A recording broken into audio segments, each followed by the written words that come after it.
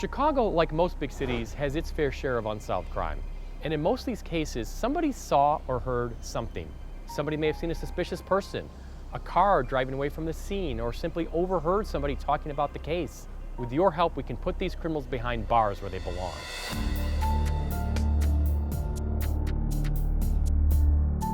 Here in Chicago, we have too many unsolved murders. We need your help.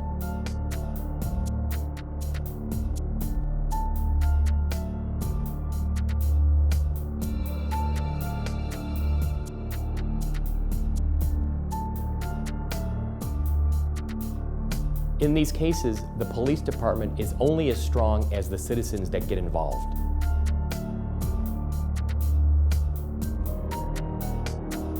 Oftentimes, all the detectives need is a tip, a start. Somebody to call in and say, I saw something. Any little information that you know can be the impetus to solve the entire case.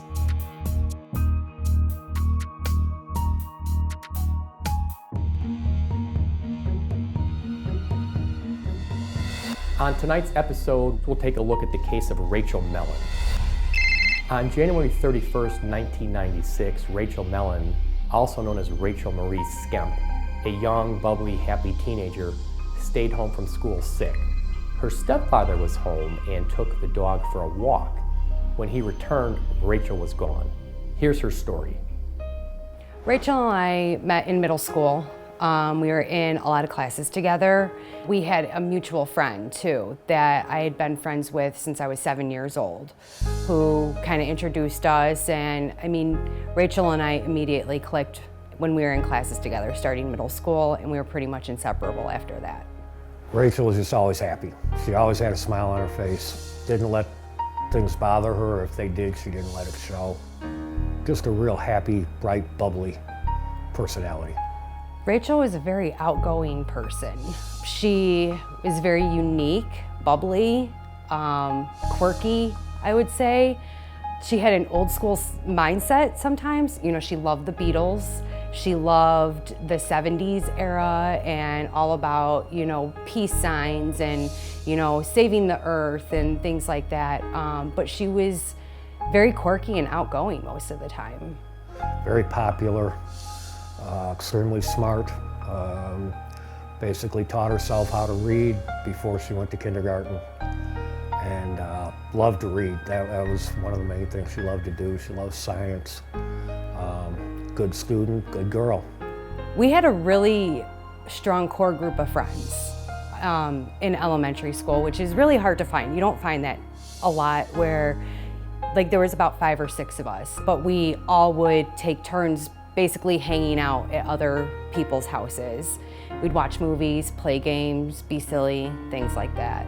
What we used to love to do is go out to movies in the afternoon. Every year when the circus came to town, we'd go to the circus when she came. Camping trips, when she was young, we always used to camp, and she liked that. And just, you know, hanging out together, playing games. My parents owned a campsite area, and so every weekend my parents would go camping, so we would bring Rachel with us a lot of the times. When we were camping, Rachel and I would just walk up and down the different driveways and go to the park and things like that. Rachel really didn't do sports like the rest of us did. A lot of our other friends played the school sports and, you know, did all that.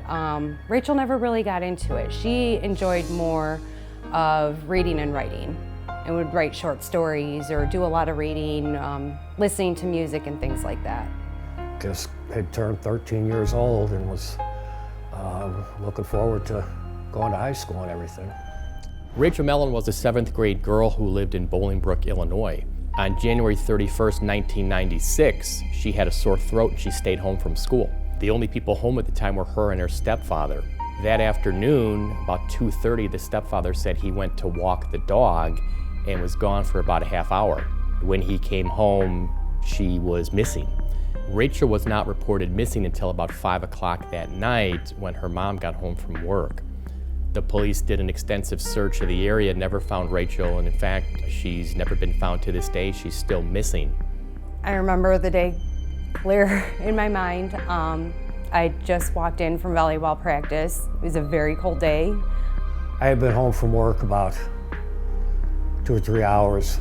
My family was sitting at the dinner table when I walked in, and my stepdad looked over at me and said, hey, Rachel's mom called. They don't know where she's at. You might want to give her a call back.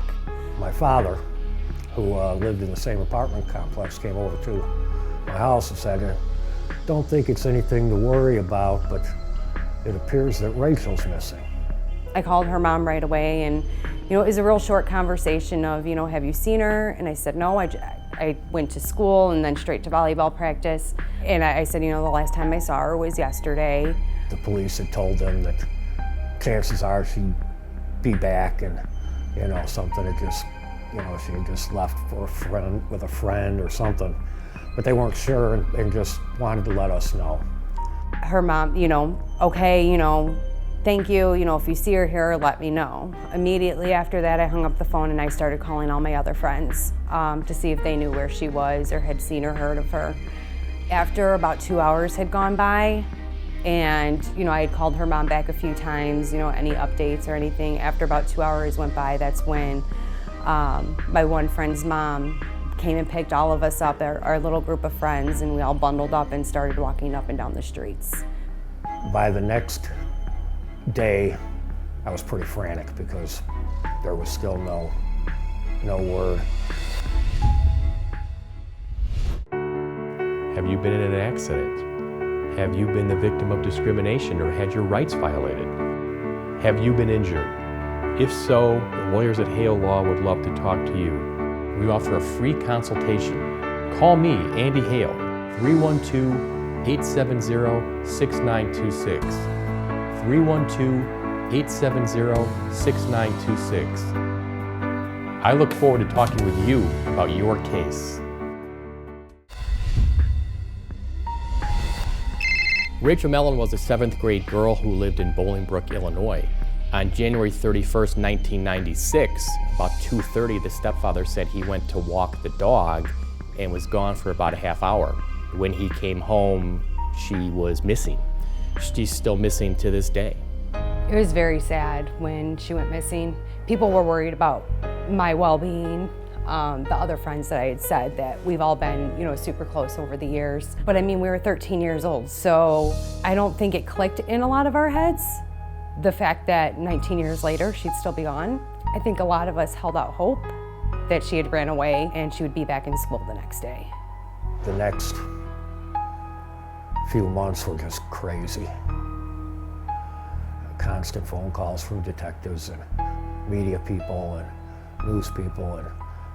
And the hardest part, of course, is just not knowing. It was very hard being pulled out of class for police to question you. But we kind of did it with open arms. We were willing to do whatever we could. It was about 3 or 4 months after Rachel disappeared that I moved back up here.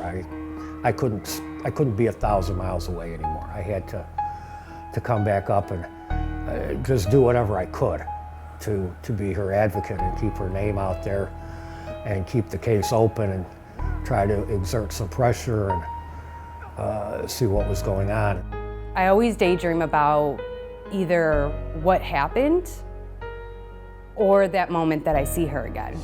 She's missed out on a lot, all of us have kids and we've been married. At every wedding or every birth, we talk about her. She would be that type of friend that's not just a friend. She would be Aunt Rachel to my kids. She would be, the maid of honor in a lot of our weddings. She would be, that go-to person for all of us. And I feel that it's unfair to her that she's missed out on that, and it's unfair to us. Rachel was 13 years old at the time she disappeared. She was a 7th grader. She loved science. She loved to write. She was a very popular girl. She had a lot of friends. She was very athletic. She was liked and loved by everybody and is missed by her family and her friends. It was about 20 degrees below zero with the wind chill that day, the day she was reported missing, and she was apparently just wearing sweatpants and a sweatshirt. None of her personal articles were taken. Nothing was missing other than Rachel, a couple pillows, and a blanket. I just don't think that people realize when they do things like this intentionally or unintentionally, how it affects so many other people around them. I wish people would think about things like that versus hiding what really happened, because it's not worth it. So if you were responsible for this, I know you're going through hell, and I know that it would be better for all of us if we just had the answers and we could move on. That's the hardest thing, is no answers. How does somebody just disappear and nobody knows a thing? Somebody had to have seen Rachel leave the house that day, January 31st, 1996. Somebody had to see her leave the house. She was 13 years old. She was 5 feet tall. She weighed between 60 and 80 pounds. She was wearing a pink sweater or sweatshirt, yellow sweatpants, and red house slippers. She was Asian. She had black hair. She'd be 32 years old today. Rachel's last name was Mellon, but she may have also used the last name of her biological father, which was Skemp. So she may be known today as Rachel Mellon or Rachel Mellon Skemp. If anybody has heard any of those names or heard anything about Rachel, if anybody in the neighborhood or anybody driving by or walking by saw her, if anybody has information, heard anything, any word on the street, any kind of information, how big or small, please call the Bolingbrook Police tip line at 630-378-4772. Please come forward with any information that you have. We need to solve this case. We need to find Rachel, and we need to provide justice to Rachel and her family. To any parents that are watching, love your children. Laugh with your children, cry with your children. Pray with your children, run with your children. Teach your children, learn from your children. Read to your children, be with your children, protect your children. Because I don't want anybody to have to go through what I've gone through. The cases you just watched remain unsolved, and we need your help. If you have any information on tonight's episode or any other cases, please give our detectives a call. We need our communities to come together so we can take back our streets and make our neighborhoods a safer place.